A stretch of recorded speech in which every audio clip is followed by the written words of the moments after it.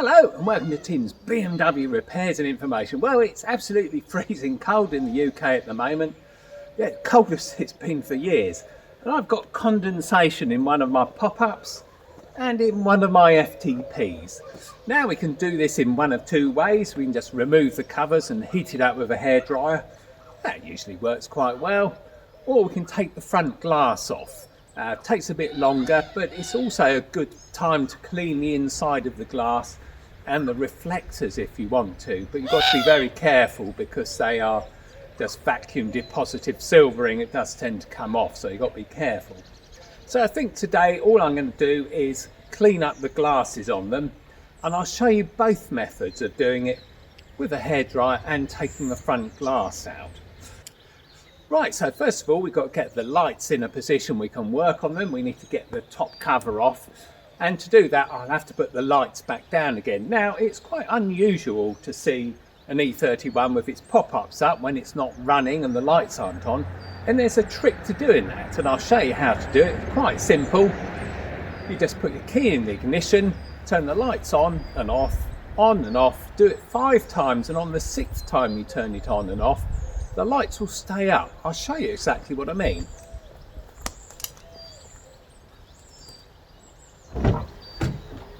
Right, to start with, I'll put the key on, put the lights on, turn them off, and they'll go down as normal.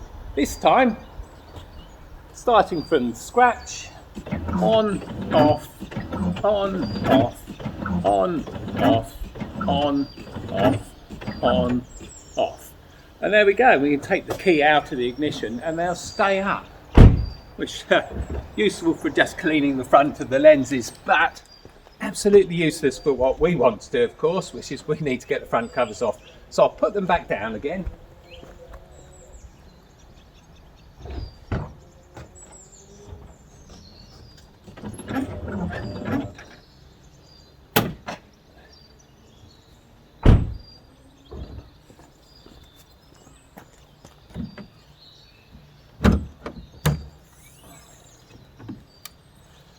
There we go. The first thing we'll do is we'll remove the front top covers off them, and then I'll bring you in and show you what I'm doing. Right, first thing we'll do is we'll take off the front cover, and I'll bring you in, I think. Right, top cover off, single screw at the back. And then we never put the cover on anywhere in the engine bay, just in case you forget, and close the bonnet. So with these you just drag them forward slightly, lift up the back slightly, drag them forwards, and the cover comes off.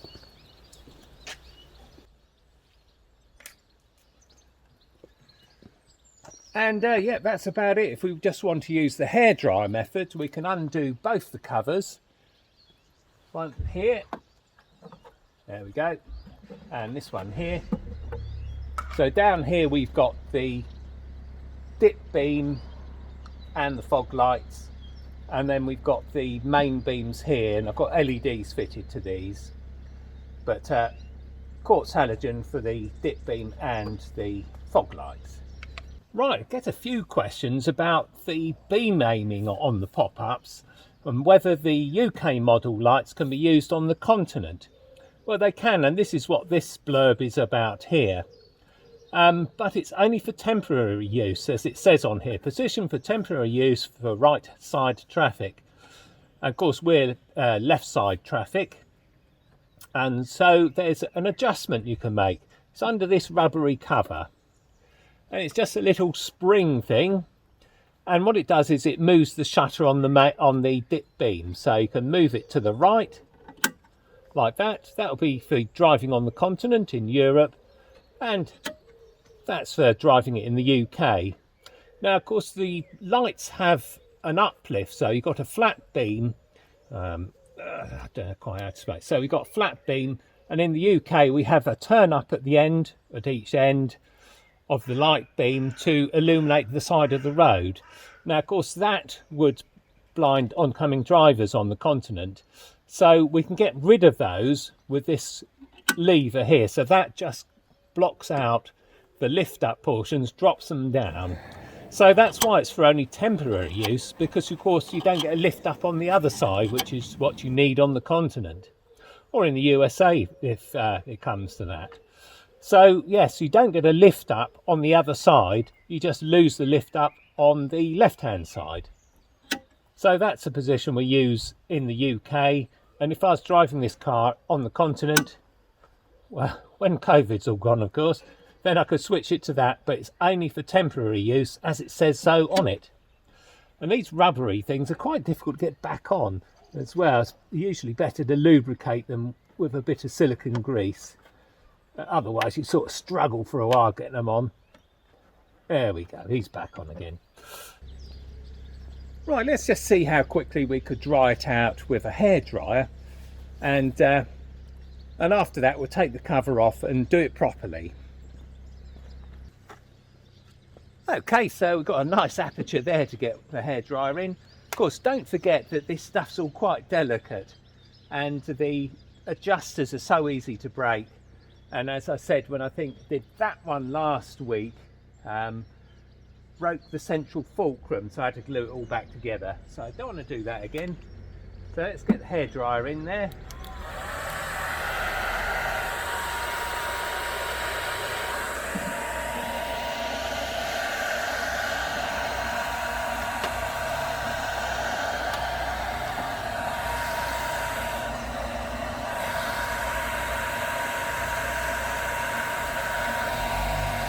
And that will circulate the air around the headlight enclosure, go in there, whiz round a bit, pop back out.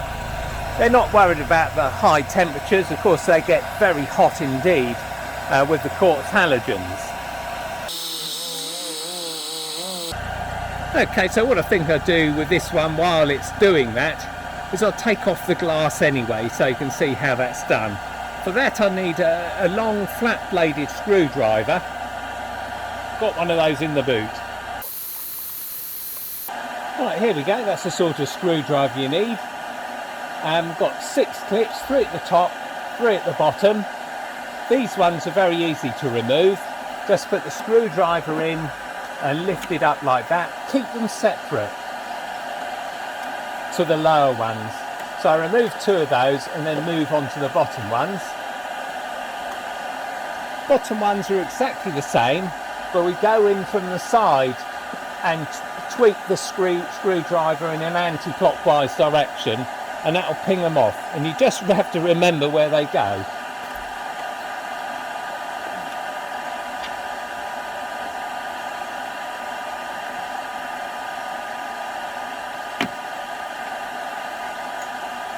As I said, keep the lower ones separate. Doesn't make any sense at all, but I found if you swap them over, the bottom ones are nigh impossible to get back on again.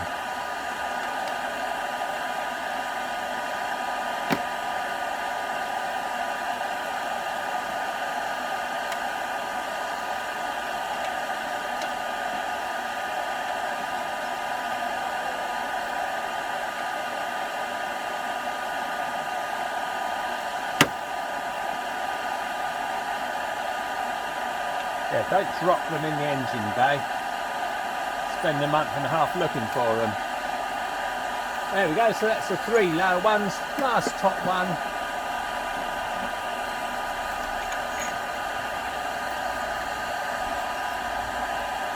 Condensation's almost gone now, and the front of the glass is hot.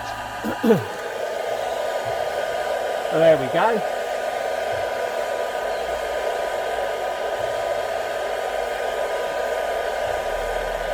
Right, what we can do is we can dry that all out with a cloth, put it in the kitchen sinks also good, just to get any dirt off of these.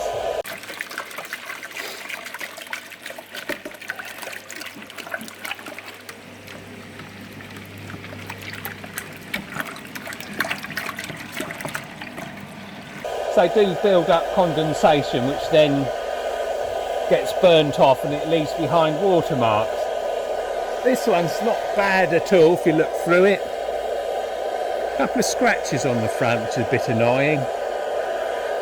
Well, there we go, you get them sometimes. So I think what I do is I take this one in, stick it in the sink, and give it a quick wash. I've photographed that before, so I'll show you the pictures of that. This one doesn't actually look too bad at all. So in this situation, I'll just dry that with a cloth. Keep the hairdryer going, drop down the temperature a bit. There we go, don't want to overheat things too much. Also have a look at the lenses while I'm here. Might be worth me getting a microfiber cloth in there. Okay, so I'll get a cloth for that, and then we can look at these lights at the same time. Right, that'll do. Let's have a look behind the light. I'll bring you down a bit further, I think. Right, I'm going to try and get the cloth behind the lenses and in front of them, just clean them up a bit.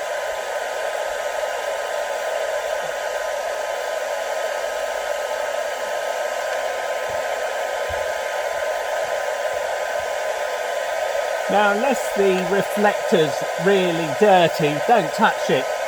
It's vacuum deposited silvering and it comes off really easily, and that looks fine to me.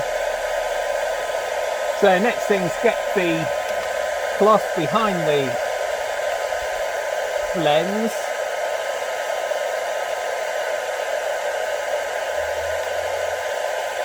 Just be careful you don't damage anything. Don't put any effort onto this because it's supported on the gimbals, on the two adjusters and the one fulcrum, and it's so easy to break them. So that one looks fine to me, so I'm not going to try and get the cloth behind it. Just don't want to risk damaging it. Okay, so yeah, let's get the glass back on. Right, give that a bit of a wipe over. Yeah, it's not dirty at all on the inside, nice and clean. I didn't do these all that long ago actually.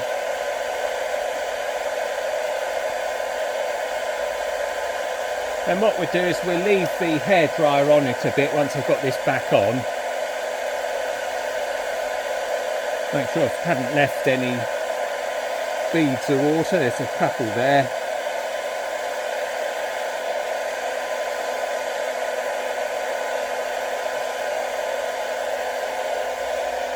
Here's the drain port here. Now the lights aren't sealed, so don't think it's got moisture in because you've got a leak in a seal or anything. These just aren't sealed. They're meant to have an air passage through them, keep the condensation away, but sometimes there's just too much moisture in the air for them and they will get to a point where you get condensation on them. So don't be surprised if they get condensation on them, that is going to happen.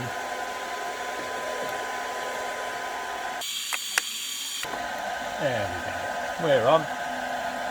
Easiest way to do this, start with one of the top ones and we need a screwdriver again. Let's pull it like that and flop it over again like that. Don't forget it's only just suspended by a top one, so the front could flip out. So I'll do one of the bottom ones. Now these are a lot harder, and you can imagine grabbing underneath the light. You've got to get them over there and then click them forward. So they're quite awkward, and you've got to line them up really carefully as well.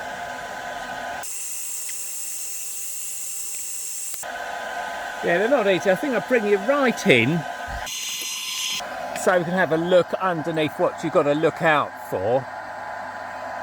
I'll pause you there a sec. There we go, we've got the camera light on now. So there's one of the clips I've just put on. And you've got to look out for just a raised part, which is just there. Very difficult to see. And you've got to align the clip on the raised part. And so you've got to be on your haunches really and have a good look. There we go, I'll do the other two on the bottom before I move on to the top because they're the most awkward. So I like to get those done.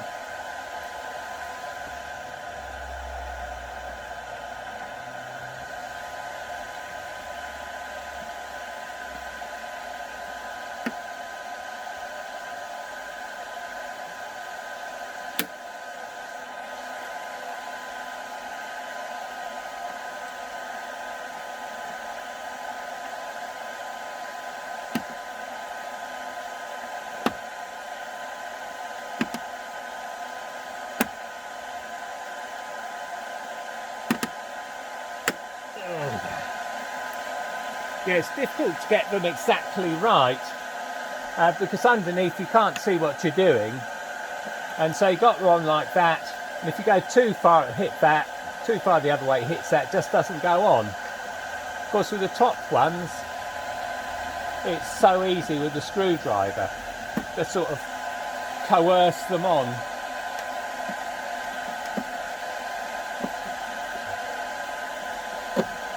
Whoops. There we go, that's all in.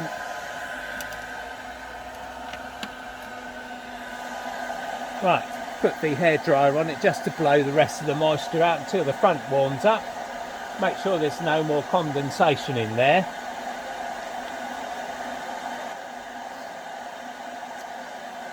I'll bring you down to the FTPs now, I think. Right, oh yeah. Right, well that's a rather condensated FTP. Now the FTPs are different, unfortunately. It's not like the pop-ups where you can get the glass off. You can't get the glass off them, and the reflector is not accessible. I mean, the front of the glass isn't accessible from the inside. Now this, just like the pop-ups, these aren't sealed. They've got two ports on them. One of them is actually on the sticks right round the side, and there's another one at the bottom of the main FTP housing. So the only way to dry these out really is with a hairdryer, and so you just got to arrange a hairdryer to sit there for a certain amount of time, and really is just as simple as that.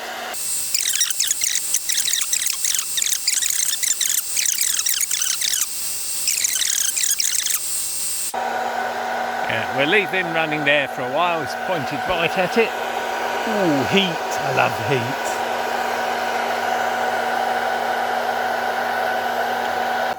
Now another trick you can do with FTPs as well, as long as you've got the car on charge, is to put the lights on, and as long as you've got the 55 watt halogen in the FTP, then it bungs out quite a lot of heat. 55 watts of heat actually, close to it anyway, and that will help dry it out as well.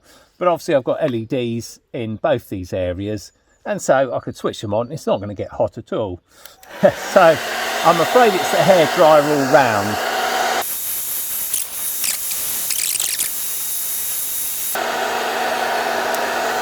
Right, now if I was doing this properly, I'd leave this going for about a quarter of an hour at a lower heat setting, but it's blooming cold out here today. Righty-ho then, that is about it I think on getting condensation out of the lights. Yeah, it's not very scientific, but it's the simplest way of doing it, and after 11 years of owning E31s, trying all sorts of different methods, hairdryer is just about the best. But if you want to clean other parts of the pop-ups, then you can pop off the covers, the front glass, and do it. But anyway, that's all for today. Thanks very much for watching, and I'll see you next time.